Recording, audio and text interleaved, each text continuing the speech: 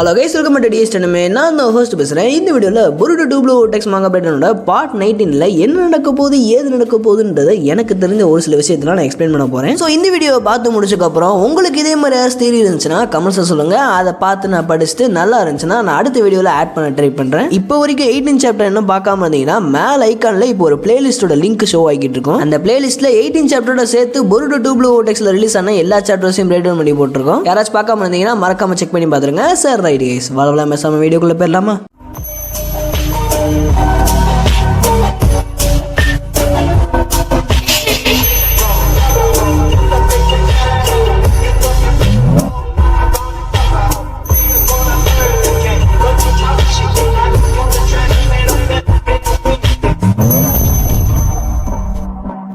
Okay case, போன சாப்டரில் நம்ம கவாக்கிக்கு பவர் அப் கொடுக்க போகிற மாதிரி பேசியிருப்பாங்க. அதாவது நம்ம கவாக்கி அமோட கிட்ட டிமாண்ட் பண்ணியிருப்பான். இந்த மாதிரி இப்போதைக்கு லீஃப் வில்லேஜுக்கு திட்டம் இருக்கக்கூடிய சிஞ்சூஸ், கோடு, பொருட்டு இவங்க எல்லாத்தையும் விட நான் ஸ்ட்ராங்கஸ்டாக மாறணும். அந்த சிஞ்சூஸ்ன்ற மான்ஸ்டர்ஸ் அழிக்கக்கூடிய அளவுக்கு நான் ஒரு மிகப்பெரிய மான்ஸ்டராக மாறணும். அதுக்கு நீ உடம்பு என்ன வேணாலும் பண்ணிக்கோ அப்படின்ற மாதிரி நம்ம கவாக்கி அமோட கிட்ட டிமாண்ட் பண்ணியிருப்பான். ஸோ இந்த சாப்டரில் நம்ம கவாக்கி எப்படிப்பட்ட ஒரு கொடூரமான மான்ஸ்டர் லெவல் பவரை அப்டெயின் பண்ணுவான் அப்படின்றத காட்டுவாங்களான்னு கேட்டிங்கன்னா எனக்கு கொஞ்சம் டவுட்டாக தான் இருக்குது. ஏன்னா கவாக்கிக்கு பவர் இருக்குதுன்னு சொல்லி 2 சாப்டர் ஹைட் பண்ணி போன சாப்டர்ல தான் கவாக்கியோட பவர் அப்புக்கு ஒரு சாலிடான இன்ஃபர்மேஷனே கொடுத்துருக்காங்க. இப்போதைக்கு கவாக்கிக்கு அவனோட பவர் அப்புக்கு முன்னாடி இஷிகியோட ஃபுல் டிஃபென்சிவ் மோடுன்றது ஆக்டிவா இருக்கு. இதை தவிர்த்து கவாக்கி யூஸ் பண்ற இஷிகியோட டோஜுட்சு ஆர் ஷின்ஜுட்சுன்னு சொல்ல போற இஷிகியோட கோகுகன் எபிலிட்டிஸை கவாக்கியால யூஸ் பண்ண முடியும். அதாவது டை கோகுட்டன் அப்புறம் சுக்குனோ ஹிக்குனோன்னு இந்த எபிலிட்டிஸையும் கவாக்கியால யூஸ் பண்ண முடியும். ஸோ கவாக்கிக்கு இந்த மான்ஸ்டர்ஸான பவர் அப் கிடைச்சக்கப்புறம் நம்ம கவாக்கி இஷிகியோட ஃபுல் பொட்டன்ஷியல் அப்டெயின் பண்ணலாம். இல்லைனா இஷிகியோட பவர் லெவலை விட அதிகமான பவர்ஸை நம்ம கவாக்கி அப்டெயின் பண்ணலாம்.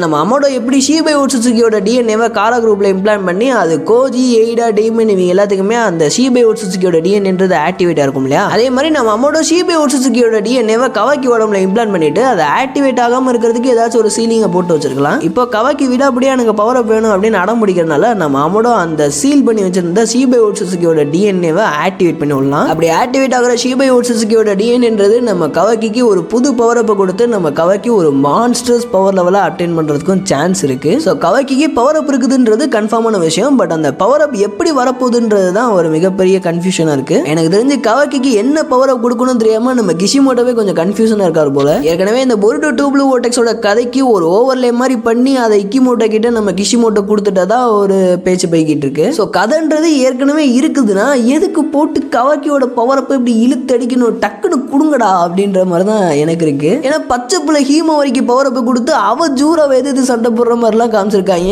ஆனால் என் தலைவன் கவாக்கி ஒரே அடியில் ஜூரா கிட்ட நாக் அவுட் ஆகிற மாதிரியும் காமிச்சிருக்காங்க. ஏன்னா ஹீமோவரி கடைசியில் ஜூரா கிட்ட அடி வாங்கி தோக்குற மாதிரி காமிச்சாலும் அவள் குராமா பவர்ஸ் ஆக்டிவேட் பண்ணி அடிச்ச 2-3 அடியுமே நம்மளுக்கு எவ்வளோ கூஸ் பம்ப்ஸை கொடுத்துச்சு. அந்த மாதிரி என் தலைவன் கவாக்கிக்கு கூஸ் பம்ப் மூமெண்ட்ஸ்ன்றது கிடைச்சே ஆகணும். மாங்காய் படிக்கும் போது அப்படியே புல்லரிச்சு மேலெல்லாம் தெரிக்கணும். தக்காளி அடுத்த சாப்டரில் கவாக்கியோட பவர் அப்போ பார்த்ததுக்கு அப்புறம் தான் என் மனசு யாரும் அடுத்த சாப்டரில் ஆனால் கவாக்கியோட பவர் அப்போ கொடுக்குறாங்களான்றதே டவுட்டாக இருக்கே. என்ன செய்ய? பட் என்னோட தியரி படி கவாக்கியோட பவர்ப்புன்றது ஷீபை ஓட்சுசுகியோட டிஎன்ஏவை பேஸ் பண்ணி இருந்துச்சுன்னா கவாக்கி அவன் சொன்ன மாதிரியே மான்ஸ்டர்ஸ் பவர் லெவல் அப்டெயின் பண்ணுவான். ஏன்னு கேட்டிங்கன்னா ஓட்சுசுகிஸே பொருட்டோவரில் ஒரு காட் லெவல் பீயிங்ஸ் தான். ஸோ அந்த காட் லெவல் பீயிங்ஸ்க்கே ஒரு காடு தான் ஷீபை ஓட்சுசுகி. ஷீபை ஜஸ்ட் அவனோட கையை ஸ்விங் பண்ணாலே போதும், ஒரு பக்கம் சுனாமி கிரியேட் ஆகிட்டு இருக்கும், இன்னொரு பக்கம் சூறாவளி காற்று அடிச்சு பறந்துகிட்டு இருக்கும். கிட்டத்தட்ட நருட்டோ அண்ட் பொருட்டோவரில் யூஸ் பண்ணுற எல்லா நிஞ்சுட்சுமே ஷீபை ஓட்சுசுகி யூஸ் பண்ண சிஞ்சுட்சுவோட ஒரு நியர்லி காப்பி கேட்னே சொல்லலாம். ஷீபை யூஸ் பண்ண சிஞ்சுட்சுன்றது வேற லெவலில் பவர்ஃபுல்லாக வந்திருக்கும். அதை லைட்டாக பட்டிட்டிங்கரி பண்ணி காப்பி கேட் பண்ணி தான் இந்த நிஞ்சுட்சுன்றதை உருவாக்கி இருப்பாங்க. அந்த அளவுக்கு பவர்ஃபுல்லான பீயிங்கோட பவர்ஸை தான் நம்ம கோஜி, எய்டா, டெய்மன் இவங்க எல்லாருமே பொசஸ் பண்ணிக்கிட்டு இருக்காங்க. இந்த எல்லா பவர்ஸையுமே ஷீபை ஓட்சுசுகி பொசஸ் பண்ணிக்கிட்டு இருப்பான். அவனோட பவர்ஸ் தான் இவங்க 3 பேத்துக்குமே பிரிச்சு கிடைச்சிருக்கு. இவங்க 3 பேர்த்தோட வரிசையில் நம்ம கவாக்கிக்கும் ஷீபை ஓட்சுசுகியோட பவர் அப் கிடைச்சிச்சுன்னா எனக்கு தெரிஞ்ச வரைக்கும் நம்ம மாதராவோட மங்கக்கி எபிலிட்டிக்கு ஒரு தியரி இருக்கும் இல்லையா? அதாவது time reversal and time stopping அப்படின்ற மாதிரி ஒரு சில தியரிலாம் சொல்லியிருப்பாங்க இல்லையா? அந்த மாதிரியான பவர் அப்போ நம்ம கவாக்கிக்கு கொடுத்தாங்கன்னா நல்லா இருக்குன்ற மாதிரி எனக்கு தோணுது. ஏன்னா எய்டாவை எடுத்துக்கிட்டோம்னா எய்டாக்கு ஆம்னிபோட்டன்ஸ் பவரை தவிர்த்து அவளால் பாஸ்டையும் பார்க்க முடியும், அதே மாதிரி கோஜியால் ஃபியூச்சரை பார்க்க முடியும். ஸோ 2 பேத்துக்குமே ஒரு டைம் பேஸ்டு எபிலிட்டி கிடைச்சிருக்கனால நம்ம கவாக்கிக்கும் இந்த மாதிரி ஒரு டைம் பேஸ்டு எபிலிட்டி, அதாவது டைம் ஸ்டாப்பிங் இல்லைனா டைம் ரிவர்சல் அந்த மாதிரி எபிலிட்டிஸ் கிடைச்சா நல்லா இருக்குன்ற மாதிரி எனக்கு தோணுது. நீங்க என்ன நினைக்கிறீங்க? கவாக்கிக்கு இந்த மாதிரி டைம் பேஸ்டு பவர் அப் வந்தால் நல்லா இருக்குமா, இல்லை கவாக்கியோட டோஜுட்சுவான கோகுகனுக்கு ஏதாச்சும் பவர் அப் கிடைச்சா நல்லா இருக்குமா, இல்ல கவாக்கிக்கு பிசிக்கல் ஆர் நிஞ்சுட்சுல ஏதாச்சும் ஒரு பவர் அப் கொடுத்தா நல்லா இருக்குமான்றத கமெண்ட்ஸ்ல சொல்லுங்க. ஒருவேளை கவாக்கிக்கு அடுத்த சாப்டர்லயே பவர் அப் கொடுத்துட்டாங்கன்னா நம்ம கவாக்கி டைரக்டா ரியூ விசஸ் சரடா அண்ட் மீட்ஸ்கி அப்புறம் அராயா யோடோ இவங்களோட சண்டைக்கு வந்துருவான். ஏன்னா அவனோட பவர் அப்ஸ் அவன் டெஸ்ட் பண்ணி பார்க்கணும். அதே சமயத்துல அவனுக்கு எந்த மாதிரியான பவர் அப் கிடைச்சிருக்குன்றத நம்மளுக்கு காமிக்கணும் இல்லையா. ஸோ நெக்ஸ்ட் சாப்டர்ல கவாக்கி பவர் அப் அப்டைன் பண்ணானா தக்காளி ரியூ. ஓகே கைஸ், ஒரு சின்ன ஆடு பார்த்துடலாம். என்னடா வெளியும் ஆடு போடுறேன் வீடியோக்குள்ளேயும் ஆடு போடுறேன்னு கேட்காதீங்க. இது வரைக்கும் நான் ஆடு போட்டதில்லை. பட் இது ஒன்றும் பெய்டு ப்ரொமோஷன் கிடையாது, ஜஸ்ட் சின்ன ப்ரொமோஷன் தான். உங்களுக்கு யூஸ்ஃபுல்லாக இருக்குமே அப்படின்றதுக்காண்டி தான் நான் இந்த ப்ரொமோஷன்றதை பண்ணுறேன். ஸோ காமர்ஸ் ப்ரொஃபஷன்ஸில் இருக்கவங்க, இல்லை காமர்ஸ் படிச்சுக்கிட்டு இருக்கவங்க, இல்லை காமர்ஸ் இல்லாதவங்களுக்கு கூட ஒரு சில பேருக்கு டேலின்றது ஒரு தேவையாக இருக்கும். ஸோ அந்த மாதிரி டேலி படிக்கணும்னு ஆசைப்படுற நிறைய பேர் ஆஃப்லைனில் தான் டேலி இருக்குன்னு நினச்சிட்டு ரொம்ப தூரத்தில் போய் படிச்சுக்கிட்டு இருப்பாங்க. நானுமே கிட்டத்தட்ட பார்த்தீங்கன்னா ஒரு 8 மாதமாக ஆஃப்லைனில் நேரடியாக போய் நான் இப்போ ப்ரொமோட் பண்ணி இருக்கேன். அந்த இடத்துல படிச்சுக்கிட்டு இருக்கேன். நான் ஒன்றும் சும்மா சொல்லலைங்க, நிஜமாலே அங்கே ஒரு 8 மாசமா படிச்சுக்கிட்டு இருக்கேன். ஸோ அப்படி படிச்சுக்கிட்டு இருக்கும்போது நான் இந்த மாதிரி சேனல் வச்சிருக்கேன் அப்படின்றது தெரிஞ்சக்கப்புறம் இந்த மாதிரி ப்ரொமோட் பண்ணுப்பா, நாங்கள் ஆன்லைன்லேயும் கிளாஸ் எடுக்க ஆரம்பிக்கிறோம் அப்படின்ற மாதிரி சொல்லியிருந்தாங்க. பேசிக்கலி உங்கள் ஆஃப்லைன் கிளாஸில் எனக்கு சொல்லி தரும்போது ரொம்ப நல்லா சொல்லி தருவாங்க, புரியுற மாதிரி சொல்லி தருவாங்க. அதே மாதிரியே ஆன்லைன்லேயும் சொல்லி தருவாங்க. இந்த ஆன்லைன் கிளாஸை நீங்கள் 4 வீக்ஸுக்கு அட்டன் பண்ணுற மாதிரி இருக்கும். அதுவும் வீக்லி சண்டே மட்டும் தான் இந்த கிளாஸஸ்ன்றது நடக்கும். இதை தவிர்த்து சிலபஸை பற்றியோ இல்லை வேறு ஏதாச்சும் டீட்டெயில்ஸை பற்றியோ தெரிஞ்சுக்கணும்னு ஆசைப்பட்டீங்கன்னா இப்போ வீடியோவில் ஒரு நம்பர் ஷோ ஆகிட்டு இருக்கும். அந்த நம்பரை கான்டாக்ட் பண்ணி என்ன இதுன்றத பேசிக்கோங்க. நான் ஒன்று மட்டும் தெளிவாக சொல்லிக்கிறேன், இது ஆரம்பத்திலே சொன்ன மாதிரி இது ஒன்றும் பெய்டு ப்ரொமோஷன் கிடையாது. அதே சமயத்தில் நீங்கள் சேர்றதுனால எனக்கு எந்த ஒரு கமிஷனும் வரப்போகிறது கிடையாது. இந்த இன்ஸ்டியூட்டில் நான் ஒரு 8 மாதமாக படிச்சுக்கிட்டு இருக்கேன். அவங்க சொல்லித்தரது நல்லா இருக்குன்ற ஒரே காரணத்துக்காண்டி தான் நான் உங்களுக்கு இதை ப்ரொமோட் பண்ணுறேன். டேலி படிக்கணும்னு ஆசை இருக்கவங்க இந்த நம்பருக்கு கான்டாக்ட் பண்ணி உங்களோட ஆன்லைன் கோர்ஸுக்கு ரிஜிஸ்டர் பண்ணிக்கோங்க. சார் ரைட் கைஸ், மறுபடியும் வீடியோக்குள்ளே போயிடலாமா. 2 சாப்டரை கவாக்கியோட பவர் அப்போ கொடுக்க போகிறேன்னு சொல்லி என்னை ரொம்ப டிசப்பாயின்ட் பண்ணிட்டாங்க. அதனால தான் ஃப்ரஸ்ட்ரேஷனில் இந்த வீடியோவில் முக்கால்வாசி வரைக்கும் கவாக்கின்னு புலம்பிட்டேன். கொஞ்சோண்டு கண்டென்ட் கவாக்கியை தவிர்த்து இருக்குன்னு நினைக்கிறேன். அதை மட்டும் அப்படியே உளறி கொட்டிட்டு போயிடுறேன். அப்படியே பார்த்துட்டு நீங்களும் என்ஜாய் பண்ணிட்டு போயிருங்க. ஸோ போன சாப்டரில் நம்ம அரையா அவனோட ஸ்வாடை வச்சு ரியோவோட அயன் சண்டை சீல் பண்ணுற மாதிரி பார்த்துருப்போம். ஸோ அரையா போன சாப்டர்லேயே அந்த பிளேடோட பேர் என்னன்ற சொல்லியிருப்பான். அதாவது லோட் ஸ்டோன் சீலிங் பிளேட் அப்படின்ற மாதிரி ஒரு பேரை சொல்லியிருப்பான். அது ஸ்டார்டிங்கில் எனக்கு எதுவும் பிடிப்படலனாலும் அந்த பேரில் ஏதாச்சும் ஒரு பிளேடு இருக்கா அப்படின்ற மாதிரி நான் செக் பண்ணி பார்த்தேன். கூகுளில் செக் பண்ணி பார்த்ததுல எனக்கு எந்த ஒரு பிளேடுமே சிக்கலை. ஆனால் அதுக்கு பதிலாக எனக்கு ஒரு ஸ்டோன்ன்றது சிக்குச்சு. இந்த ஸ்டோனோட பேரும் எக்ஸாக்டா லோட் ஸ்டோன் தான். இந்த ஸ்டோன்ன்றது நேச்சுரலாவே ஒரு மேக்னெட் மாதிரி வேலை செய்யுமா. அந்த வகையில் அரையோட பிளேட இந்த லோட் ஸ்டோனை வச்சு கிரியேட் பண்ணி அதுல ஏதாச்சும் சீலிங் ஜுட்ஸுவையும் செட் பண்ணி வச்சிருக்கலாம். பொருட்டோவல்ல சயின்ஸ்ன்றது அபார வளர்ச்சி அடைஞ்சிருக்கு. அதாவது சயின்டிபிக் நிஞ்சா டூல் அந்த மாதிரி ஏகப்பட்ட விஷயத்தை கண்டுபிடிச்சிருப்பாங்க. ஏன்னா அரையோட அந்த பிளேடோட ஃபுல் பேர் எடுத்துக்கிட்டோம்னா லோட் ஸ்டோன் சீலிங் பிளேடு தான். ஸோ லோட் ஸ்டோன்ன்றது அயனை அட்ராக்ட் பண்ணும். சீலிங் பிளேடுன்னு ஒரு பாதி பேர் இருக்கனால அந்த பிளேட்ல ஏதாச்சும் ஒரு சீலிங் ஜுட்ஸும் இருக்கலாம் அப்படின்ற மாதிரி எனக்கு தோணுது. எப்படி நம்ம கண்டுபிடிப்பு மிரட்டுதா?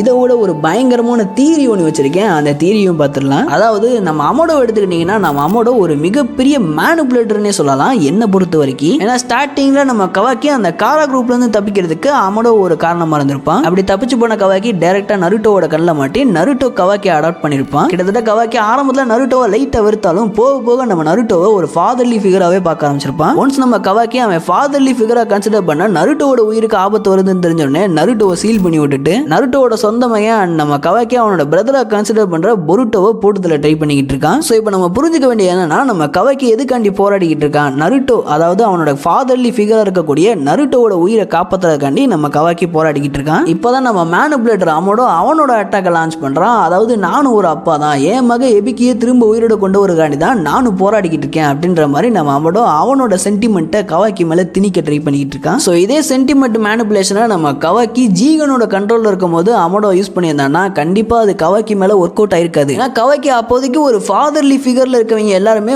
மோசமானவங்க அப்படின்ற மாதிரி தான் நினைச்சுக்கிட்டு இருந்திருப்பான். ஸோ அந்த ஸ்டேஜ்ல கவாக்கியை நம்ம அமோடோ இந்த மாதிரி மேனுபுலேஷன் பண்ண ட்ரை பண்ணியிருந்தான்னா கவாக்கி அதை யோசிச்சு கூட பார்க்காம டைரக்டா ரிஜெக்ட் பண்ணியிருப்பான். பட் நம்ம அமோடோ கரெக்டா காய் எண்ணெய் வெட்டி கவாக்கிக்கு அப்பாவோட பாசம்னா எப்படி இருக்கும் அப்படின்றத புரிய வச்சதுக்கு அப்புறம் இந்த மேனுபுலேஷன்றதை பண்ணிக்கிட்டு இருக்கான். ஸோ இதை வச்சு நம்ம அமோடோவோட கேரக்டர் ஆர்க்கை நம்மளால புரிஞ்சுக்க முடியும் அப்படின்ற மாதிரி எனக்கு தோணுது. நீங்க என்ன நினைக்கிறீங்க? நான் இப்ப சொன்ன தியரின்றது ஆக்சுவலா ஒரு கோ இன்சிடென்ட்டா இல்ல நிஜமாலே அமோடோ இந்த மாதிரி ஒரு மேனுபுலேட்டரா அப்படின்றத கமெண்ட்ஸ்ல சொல்லுங்க. அடுத்த சாப்டர்ல கண்டிப்பா கவாக்கியோட பவர் அப் இருக்கணும். அதை தவிர்த்து ரியூ விசஸ் மீட்ஸ்கி அண்ட் சரடா அப்படின்ற ஒரு ஃபைட்டும் இருக்கும். எனக்கு தெரிஞ்ச வரைக்கும் இது ரெண்டுல ஏதாச்சும் ஒன்று அடுத்த சாப்டர்ல கொடுத்து நம்மளுக்கு ஒரு கூஸ்பம் சேர்த்து ட்ரை பண்ணுவாங்க.